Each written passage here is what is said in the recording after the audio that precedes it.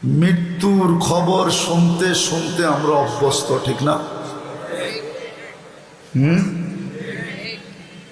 বেশিরভাগই লোকই হবে এখানে, বেশিরভাগ হবে যাদের দাদা পরদাদা নাই, ঠিক না?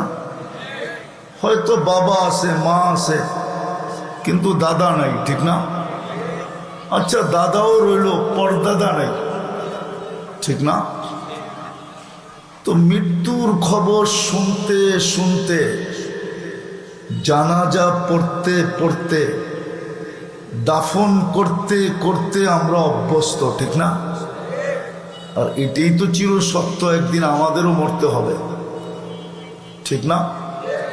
না মরতে হবে না? একদিন আমাদেরও চলে যেতে হবে।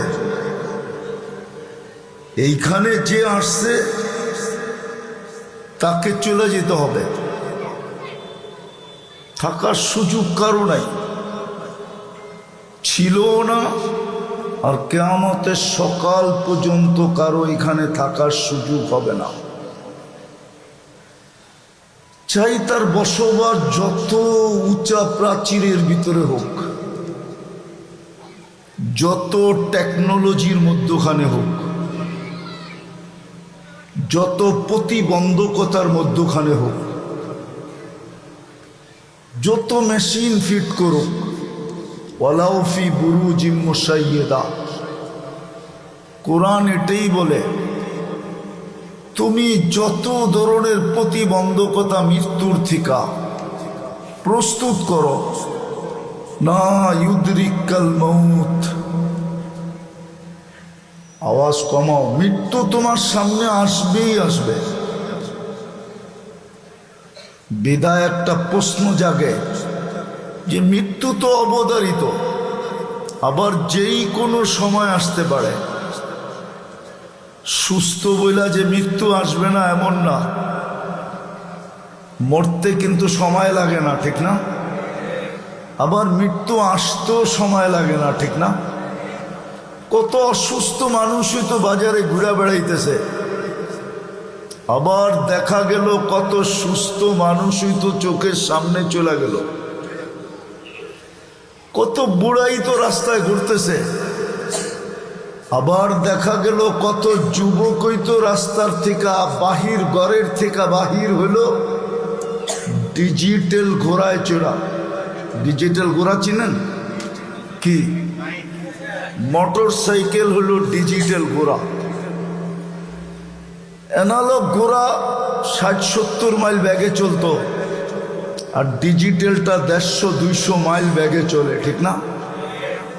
কত যুবকই তো গাজীপুরে পাওয়া যাবে ডিজিটাল ঘোড়ায় বাহির হলো, বিকালে লাশ হয়ে ফিরে আসলো, 2-1 ঘন্টা পরেই লাশ হয়ে ফিরে আসলো, 10 মিনিট পরেই লাশ হয়ে ফিরে আসলো। তো মৌত দেখতে দেখতে, শুনতে শুনতে, জানাজা পড়তে পড়তে, দাফন করতে করতে আমরা অভ্যস্ত। আমাদের জন্য মৃত্যু অবধারিত, এটাও সত্য। কার কখন আসবে কেউ জানে না, কার কখন আসবে কেউ জানে না। এমনও হইতে পারে কাল সকালে এই এলাকার কেউ সূর্য উঠতে দেখবে না, এরকম এলাকা দুনিয়াতে আছে। বেশি দিন দূরে যেতে হবে না, গত ডিসেম্বরের আগের ডিসেম্বরে তুর্কিতে ভূমিকম্প আসছিল রাত্রে, 7.8 ভূমিকম্প, একসাথে 1.5 লক্ষ লোক মারা গেছে, এক শহর মাটির সাথে মিশে গেছে।